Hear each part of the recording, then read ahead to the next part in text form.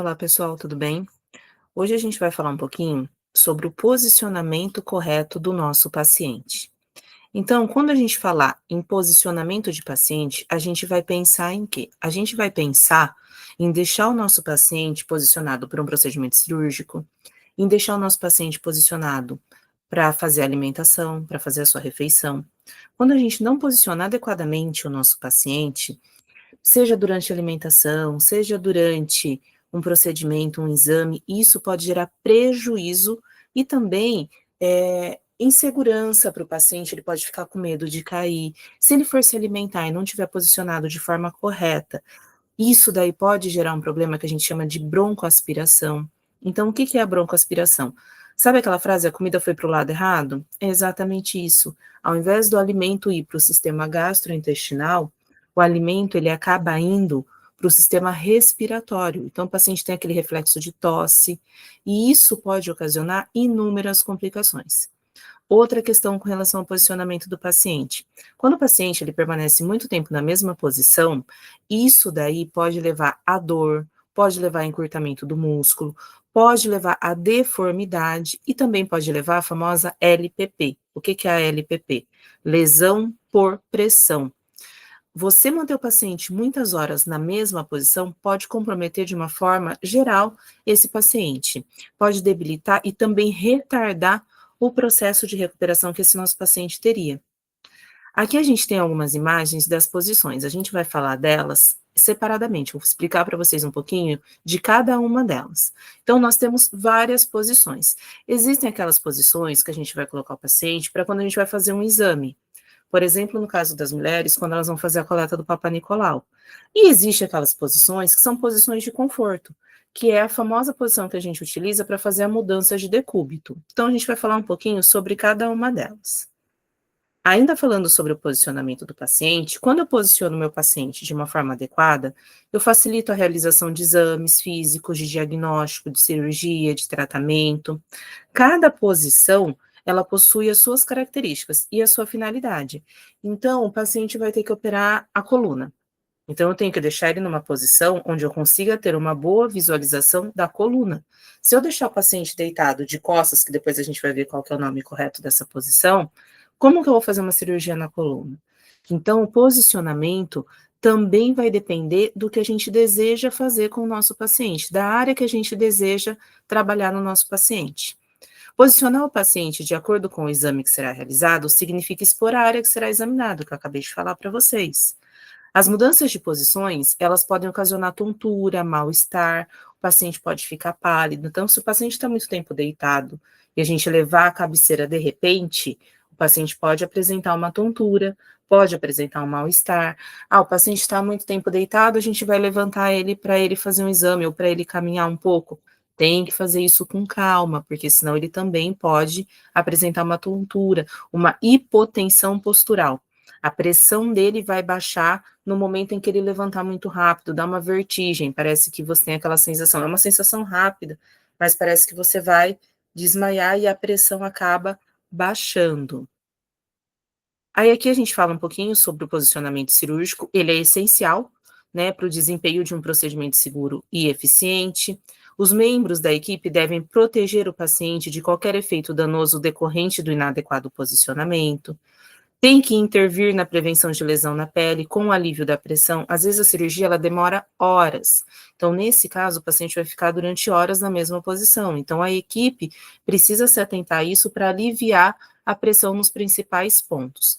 Esses principais pontos de pressão que a gente fala é quando a gente tem um osso em contato com a pele diretamente sobre uma superfície rígida. Então, por exemplo, o aluno, vocês estão na sala de aula, você fica segurando a cabeça, apoiando o cotovelo em cima da mesa. O cotovelo é uma superfície óssea que vai comprimir a pele de vocês, e você vai estar comprimindo a sua pele contra uma superfície rígida. Então vai chegar uma hora que vai começar a doer, vai começar a incomodar. E o que que a gente tende a fazer? Mudar de posição. Só que se o paciente, ele não tem essa sensibilidade, vamos pensar que é um paciente tetraplégico, então ele não tem essa sensibilidade à dor. E o que que faz a gente mudar essa posição? A dor. Então começou a doer, eu vou querer mudar. Se eu não sinto dor, eu não mudo. Então, Nesses casos, quando o paciente não tem a sensibilidade, a gente precisa estar mais atento ainda, porque o que que acontece? A gente vai ter que se preocupar com isso, a gente vai ter que se preocupar em fazer a mudança da posição do nosso paciente, porque ele não vai sentir dor, que é o que levaria ele a mudar. E muitas vezes ele também não consegue fazer essa mudança sozinho, né? Ele tem algo que o impossibilite. Imagina numa cirurgia de 8 horas. O paciente, ele tá acamado, né? Acamado, desculpa, ele tá sedado, então ele não consegue se movimentar, ele não está sentindo nada. Então, se a equipe cirúrgica não se atentar para essas regiões onde a gente tem uma pressão maior sobre a proeminência óssea, quando ele voltar da cirurgia, da anestesia, ele pode estar com uma lesão por pressão. A lesão por pressão, ela pode aparecer com 2 a 3 horas você comprimindo a mesma região, tá? Então, a equipe tem que se atentar muito a isso. Aqui, a gente vai começar a falar da posição anatômica. Qual que é a posição anatômica? A posição anatômica nada mais é do que uma forma da gente fazer a inspeção do nosso paciente. Então, o paciente vai estar olhando para o horizonte, a face voltada para frente, os membros superiores, eles vão estar estendidos no corpo, igual a gente está vendo aqui na imagem. Os membros, eles ficam rentes ao corpo. As mãos, elas ficam voltadas para frente, tá, pessoal? E os membros inferiores ficam unidos com as pontas dos pés também dirigidos para frente. A gente tem o exemplo da imagem aqui do lado. Quando que eu uso essa posição? Quando eu quiser fazer um exame físico do meu paciente, olhar ele de um modo geral. Aí, aqui, a gente tem uma posição que a gente chama de dorsal, decúbito dorsal. Então, o que que vai estar encostado na superfície da minha cama, no colchão? Vou colocar assim para ficar mais fácil para vocês entenderem. O meu dorso. O que que é o meu dorso? É as minhas costas. Então, quando as costas estiverem em contato com o colchão, essa posição ela recebe o nome de decúbito dorsal ou posição de supina. Tem um exercício, quem faz academia, que chama supino. Então, o paciente ele fica deitado e ele faz esse movimento, ele puxa o corpo. Então, essa posição, ela recebe o nome tanto de decúbito dorsal, como decúbito de supina. Então, qualquer um dos termos que vocês ouvirem está sendo referente à mesma posição. As costas do paciente vai estar encostado no colchão, tá? Então, ele fica deitado em decúbito dorsal, com os braços estendidos ou ligeiramente fletidos ao longo do corpo. Essa é uma posição que é muito utilizada em cirurgia craniana, em cirurgia do tórax ou do peitoral, porque eu preciso expor essa parte do meu tórax, a parte da frente do meu corpo, tá? Também é uma posição de conforto para o paciente. Aqui, a gente tem a posição de Fowler ou semi-Fowler. O que que vai mudar da Fowler para semi-Fowler? Na semi-Fowler, a angulação é essa parte que eu levanto do tronco do meu paciente. Aqui, a parte de baixo dos pés, aqui a parte do tronco, tá? Da cabeceira que a gente chama. Então, eu elevo essa parte 45 graus. Quando é Fowler, eu elevo a 90 graus, tá vendo? Que fica retinho, o paciente fica realmente sentado, tá? Então, quando a cabeceira da cama, ela estiver elevada 90 graus, estiver nesse ângulo, a gente chama essa posição de Fowler. Quando tiver metade, né, aqui 90 Fowler, metade dela, elevei a cabeceira 45 graus, eu chamo de semi-Fowler, ok? Então, se elevar 90 graus, Fowler. Se elevar 45 graus, semi-Fowler. Essa daqui é uma posição que a gente utiliza muito quando o paciente está com dificuldade respiratória. A gente utiliza ela no momento da alimentação. Por quê? Para não ter o risco do nosso paciente broncoaspirar. Quando o paciente come na posição de Fowler ou semi-Fowler, desculpa, a comida ela tende a já ir para o trato gastrointestinal. É muito mais difícil do paciente ter um quadro de broncoaspiração. Uma outra situação onde a gente usa esse posicionamento é no pós-operatório nasal. Então, o paciente fez alguma cirurgia no nariz, rinoplastia, ou alguma outra cirurgia que envolva a cavidade nasal, essa é uma posição que a gente também usa bastante. Além de ser uma posição de descanso, uma posição de conforto para o nosso paciente, e também é usado para pacientes que fez cirurgia da tireoide, tá? Então, tem todas essas funções esse posicionamento. Então, gente, só para frisar aqui para vocês, mais uma vez, para vocês não esquecerem, Fowler e semi-Fowler. Fowler, 90 graus, semi-Fowler, 45 graus, ok? Então, aqui, ó, Fowler, a indicação é a mesma coisa, tá? Tanto da semi-Fowler quanto da posição de Fowler. É uma posição que a gente usa bastante também, gente, quando o paciente estiver com muita dificuldade respiratória, já até falei para vocês. Porque a gente consegue ter uma expansão um pouco melhor do pulmão, né? O paciente sente mais conforto quando ele está na posição sentado. Os pacientes, quando eles são muito obesos, não só no nível hospitalar, mas também em casa, prestem atenção, não sei se vocês conhecem algum paciente assim, mas esses pacientes, eles tendem a dormir sentado, né? Praticamente sentado. Eles vão elevando a cabeceira com o travesseiro, né? Porque não vai ter uma cama hospitalar, até ficarem praticamente sentados, porque assim eles conseguem respirar melhor. Eles conseguem ter uma expansibilidade melhor do pulmão deles. Aí aqui, ó, semi-Fowler e aqui a Fowler, para vocês verem. Aqui eu tenho o decúbito lateral. O decúbito lateral, pessoal, ele pode ser tanto para a esquerda quanto para a direita. Então, posicionei meu paciente para a direita. Decúbito lateral, direito. Posicionei meu paciente para a esquerda. Decúbito lateral, esquerdo, tá? O paciente, ele fica deitado. Aí a gente vai ver qual lado que a gente vai deixar. E as pernas, elas ficam levemente fletidas ou estendidas. Se atentem aqui para a posição do braço, ó. Os dois braços ficam voltados para frente, então ele fica literalmente de lado, tá? Então isso pode ser um decúbito lateral direito ou um decúbito lateral esquerdo. Indicação: decúbito para repouso, para descanso, ou para realização de exames e cirurgias na região torácica posterior. O que é a região torácica posterior? Nas costas.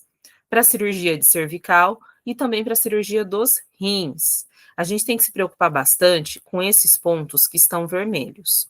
Por quê? São pontos onde a gente tem proeminência óssea. Então, são pontos onde a gente vai ter uma pressão grande em cima da pele nessa região devido ao atrito do osso com a pele, podendo abrir uma lesão por pressão. Então, o que a gente faz? A gente coloca um coxinho, um travesseiro, um apoio. No final da aula, eu vou mostrar para vocês alguns exemplos de coxinho, tá? Que a gente pode colocar. Essa posição, pessoal, ela é uma variação do decúbito lateral. Então, existe o decúbito lateral direito e o decúbito lateral esquerdo, e existe a posição de Siemens. A posição de Siemens, ela sempre vai ser para a esquerda. Então, eu não preciso colocar Siemens à esquerda, porque quando eu coloco Siemens, já subentende-se que o paciente vai estar deitado do lado esquerdo, ok? Olha a diferença.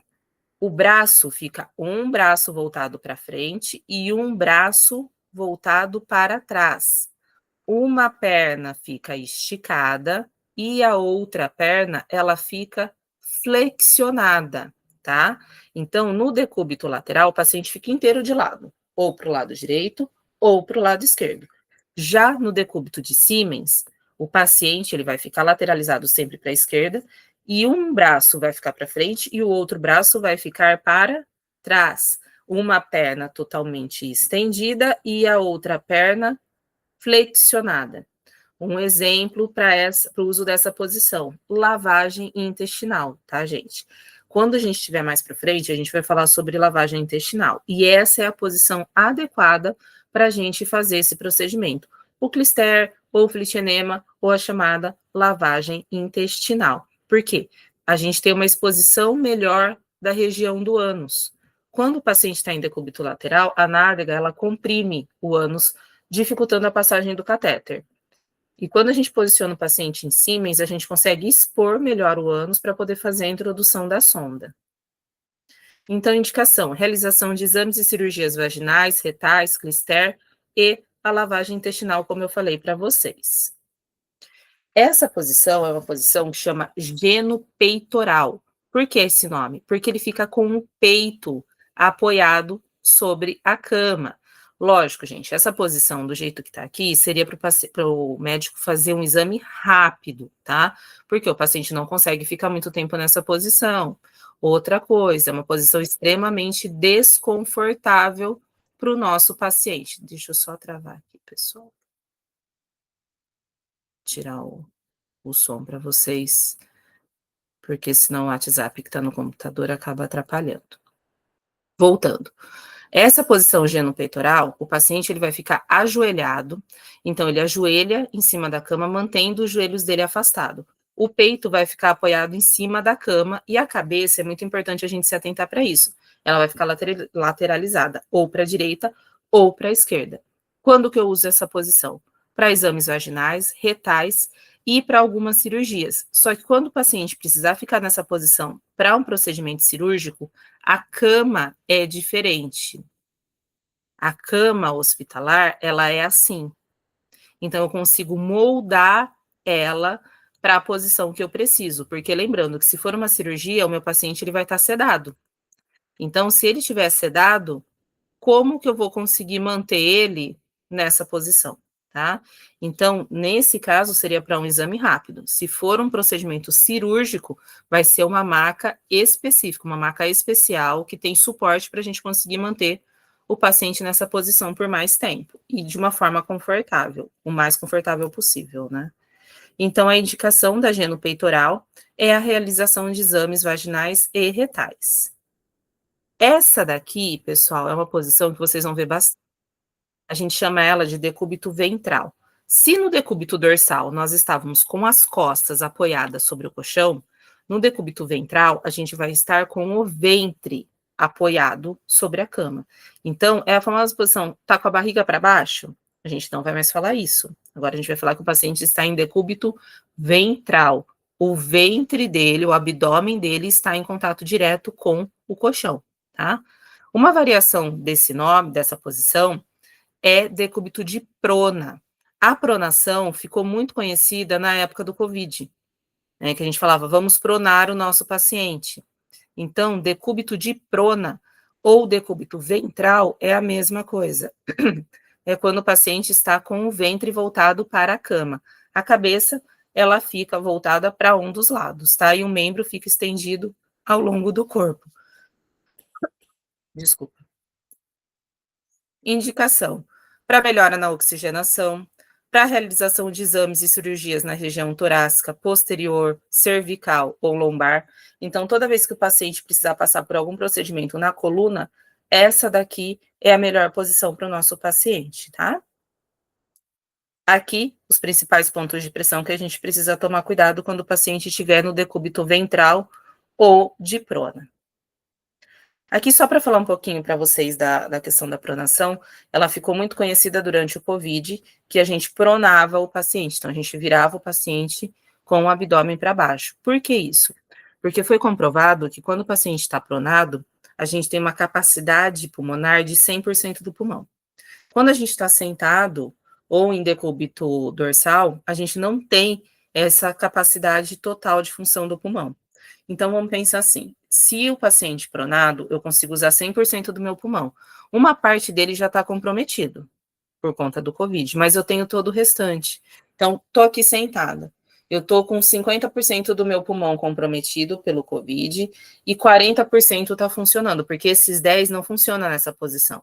A hora que eu pronar o meu paciente, esses 10% que não estava funcionando no decúbito dorsal ou paciente em Fowler ou semi-Fowler, passa a funcionar. Então, como eu já tive um comprometimento pelo Covid, qualquer porcentagem a mais que eu conseguir vai ajudar. Por isso que colocava-se muito paciente em posição de prona. Só que o que acontecia? A hora que tirava ele da prona, ele tinha o padrão respiratório diminuído de novo. Então, por isso que era muito difícil. Muitas vezes a pessoa falava, pronou o paciente, agora o paciente não volta mais. Porque quando eu pronava, eu conseguia ter um uso total do pulmão. Tinha a parte que já estava comprometida, mas eu tinha uso que eu não estava usando. Então, facilitava a oxigenação do meu paciente, tá? Aqui só tem algumas imagens explicando um pouquinho. A posição de prona é uma posição muito antiga, né? Ela acontece desde 1970, mas ela começou a ser muito mais utilizada depois do Covid. Aqui eu tenho a posição ginecológica. Gente, existe uma diferença entre a ginecológica e a litotômica. A ginecológica, o paciente, ele vai ficar com as pernas apoiadas em cima da cama. Já na litotômica, ele fica com as pernas apoiadas na perneira. O que que é a perneira? Esse apoio para a perna que tem na maca do médico, tá? Então, ginecológica, as pernas ficam apoiadas sobre o colchão. Litotômica, as pernas ficam apoiadas sobre a perneira, ok? Então, essa posição é uma posição muito usada na ginecologia, porque facilita a visualização dos órgãos reprodutivos femininos. O paciente ele vai ficar em decúbito dorsal, o dorso vai ficar apoiado no colchão e ele vai ficar com as pernas afastadas e os joelhos fletidos, os pés apoiados em cima do colchão. Quando que eu uso essa posição? Para parto, eu posso usar para fazer exames vaginais ou retais, tá? E aí, aqui eu tenho a litotômica, mesma coisa, as costas apoiadas na cama, só que as pernas, elas não ficam apoiadas no colchão, elas ficam apoiadas na perneira, que é esse suporte que eu tenho aqui para a perna. Então, as pernas ficam afastadas, mas não ficam apoiadas em cima da cama, tá? Muito utilizada para exame dos órgãos genitais internos e externos, também utilizada para cirurgia do trato urinário e genital. Essa posição, então, vamos pensar assim, o homem precisa fazer um procedimento no trato urinário. Vou colocar o paciente nessa posição? Sim, não é uma posição exclusiva das mulheres, dependendo do exame, o homem também pode ser posicionado dessa forma, até porque a gente também utiliza essa posição, por exemplo, a posição ginecológica, para cirurgias retais. Então, dependendo da cirurgia, tanto o homem quanto a mulher vão ficar nessa posição. É que essa é uma posição que as mulheres conhecem mais por conta do Papa Nicolau, né? Dos exames que a gente faz para avaliação dos órgãos genitais internos e externos. Aqui, pessoal, eu tenho uma posição que chama Trendelenburg. Eu tenho a Trendelenburg e a Trendelenburg reversa, tá? O que que muda? Na Trendelenburg, eu estou com os pés mais altos do que a cabeça, tá?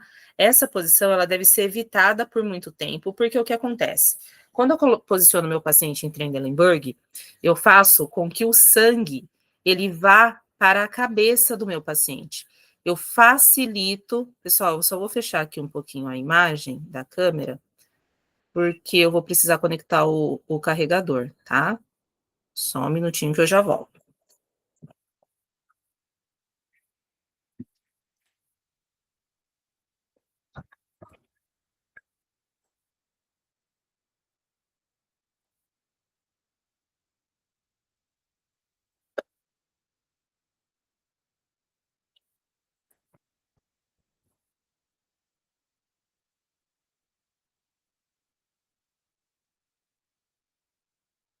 Pronto, voltei. Então, pessoal, o que acontece?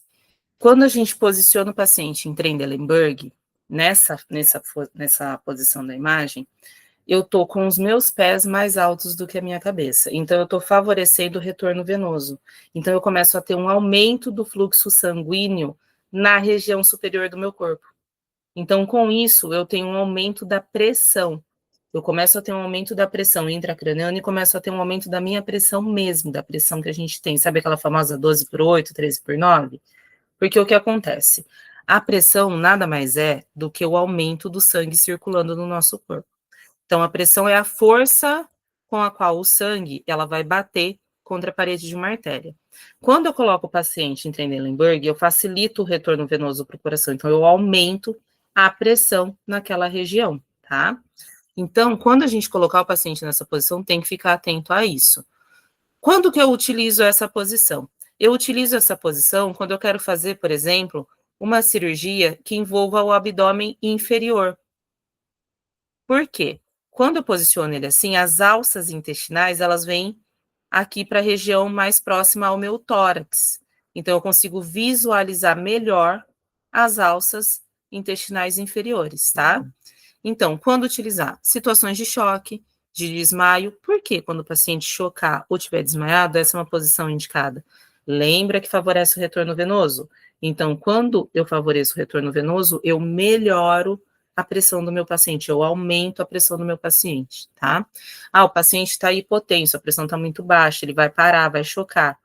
Uma das coisas que eu posso fazer é elevar aos membros inferiores. O paciente desmaiou, a pressão baixou muito, eu elevo os membros inferiores para favorecer o retorno venoso e melhorar a pressão do meu paciente. Indicada também para cirurgias na região pélvica. Lembra que eu acabei de falar para vocês? As alças intestinais, elas ficam mais próximas aqui do tronco do paciente, do tórax do paciente. Então, eu tenho uma visualização melhor do abdômen inferior. Já na Trendelenburg reversa é o contrário, a cabeça fica mais alta do que, do que as pernas. Então, olha a diferença. Aqui, a cabeça está mais alta do que os pés. Essa é a Trendelenburg reversa. Trendelenburg convencional, os pés ficam mais altos do que a cabeça, tá? Aqui a gente tem as duas posições, a Trendelenburg e a Trendelenburg reversa. O paciente, quando vai ficar nessa posição para uma cirurgia, é uma maca especial que ela tem os coxins para o paciente não escorregar, tá, pessoal? Então, quando que eu vou usar a Trendelenburg reversa? Quando eu quero manter as alças intestinais na parede abdominal inferior. Lembra que eu falei para vocês que quando está em Trendelenburg, as alças intestinais ficam mais próximas do tronco? Quando eu faço a Trendelenburg reversa, opa, passou. Quando eu faço a Trendelenburg reversa, eu deixo as alças intestinais mais no abdômen inferior. Então, eu tenho a liberação e uma visualização melhor do abdômen superior. Também reduz a pressão sanguínea cerebral e também é utilizada para exames e cirurgias na região do abdômen superior e cirurgias neurológicas. Então, lembrando, pessoal, que é uma maca específica para que o paciente não escorregue, ela tem os apoios diferentes, tá? Aqui, a gente tem a posição de jackknife, canivete ou DePage, que é a mesma posição, só recebe nomes diferentes. Ele fica deitado em decúbito ventral, porque o ventre está em contato com a cama. As coxas e pernas para fora da maca. Só que aí a gente tem os apoios, tá, pessoal? Porque senão o paciente não consegue ficar nessa posição. Os braços estendidos e apoiados em talas. Essas talas são isso daqui, que é para o bracinho do paciente ficar apoiado. Então, quando que eu uso essa posição? Para cirurgias proctológicas, cirurgias na região retal, tá ok? E aqui a gente tem o decúbito sentado. Então, o paciente está sentado, ele pode ficar sentado para a gente fazer uma coleta de exame, para a gente fazer uma anamnese. O que é uma anamnese? É quando eu entrevisto o meu paciente. Eu vou fazer várias perguntas para coletar o histórico dele, saber o que ele tem, quais são as doenças que ele tem, as comorbidades, os medicamentos que ele faz uso, o que ele está sentindo, para fazer uma conversa com o nosso paciente e fazer uma coleta de dados. Ele fica sentado para fazer uma consulta. Ele fica sentado, por exemplo, para fazer um exame oftalmológico. Quando a gente vai fazer um exame para verificar como que está a nossa visão, a gente fica sentadinho, tá? Para fazer exame do ouvido, para fazer exame da garganta. Essa é uma posição que todo mundo conhece bem. Aí aqui, falar um pouquinho sobre as consequências do mau posicionamento no centro cirúrgico. Quando o paciente ele não é posicionado adequadamente, isso pode gerar vários problemas, inclusive para a equipe cirúrgica. Se o paciente precisa fazer uma cirurgia nas costas, como que eu vou deixar o meu paciente, por exemplo, em decúbito dorsal? Então, tudo isso tem que ser pensado e alinhado junto com a equipe cirúrgica. Qual o procedimento que o paciente vai fazer? Qual área que eu tenho que expor? Para que a gente consiga fazer com que tudo transcorra da melhor forma possível. Eu tenho que aliviar a pressão nos principais pontos, se for uma cirurgia muito longa. Ah, é uma cirurgia de 8 horas. Então, eu preciso preparar os coxins para aliviar a pressão nos principais pontos. Quando eu falo os principais pontos, são aquelas bolinhas vermelhas, essas daqui, ó, pessoal. Aqui.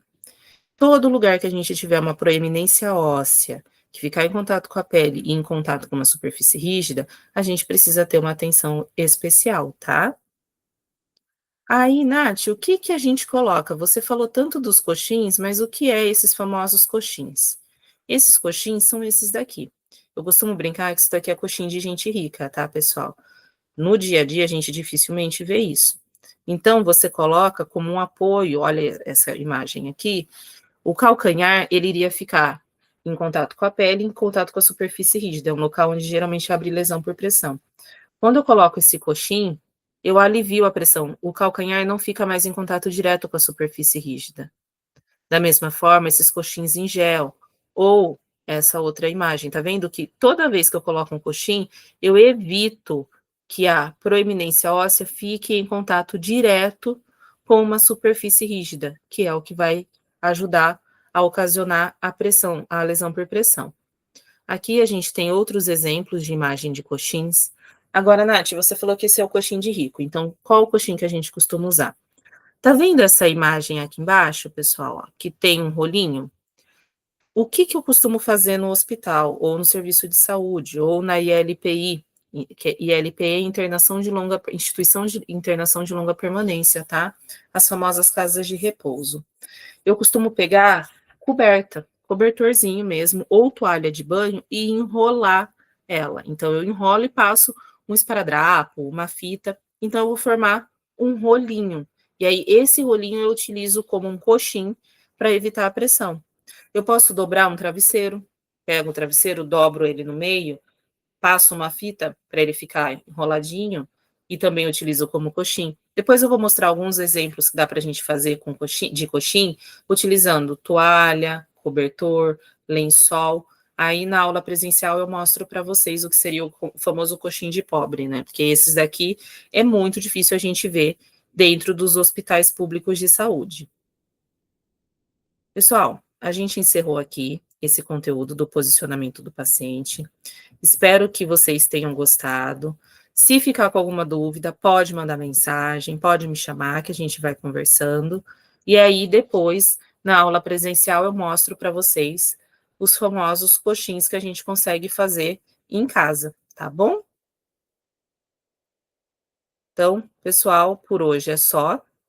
Qualquer coisa, é só vocês chamarem, tá bom? Até o nosso próximo encontro.